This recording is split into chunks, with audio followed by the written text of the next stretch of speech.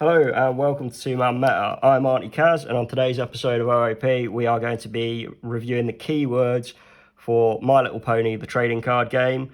There aren't many in the starting set, so this will be nice and easy. The first one is the keyword starting problem on starting problems. So this simply means that these are the problems that you can select to put on top of your deck to start the game. So these are the problems that you can reveal to start with. Dead straightforward, nice and easy.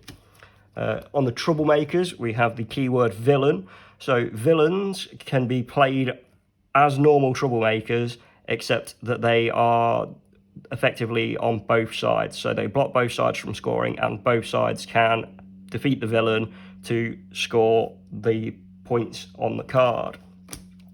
Now, another one is the home limit. This is found on main characters. This is how many friends you can have in your home section of the board at any time. If you go over that, you simply dismiss friends down to your home limit number.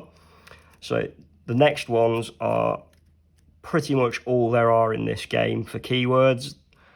So we have, these are on each of the main characters, but they also appear on specific friends from different colours, they will have these represented more as like a faction ability. So stubborn is this card can still apply power during face-offs and score even if exhausted. We have inspired. At the start of your main phase, you may look at the top card of an opponent's deck and put it on either the top or bottom. Swift, you may move this card for one fewer action tokens. Random, during face-offs involving this card, if you flip a card with 1 power, you may ignore it and flip a new card. Caretaker, +1 while at a problem with at least one of your critter friends.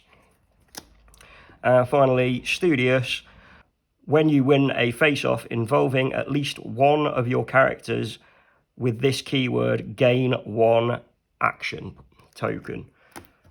So as you can see by how short this video is, the keywords are very minimal in this and are basically the faction abilities for the ponies and their friends. They're all explained on the character that you choose to go with that deck. So it's all really straightforward. Obviously, when there are new sets that we review, we will update these videos to keep you up to date with any new keywords we learn, but there aren't many in this game. So that's all for this video, and we will see you in the next one.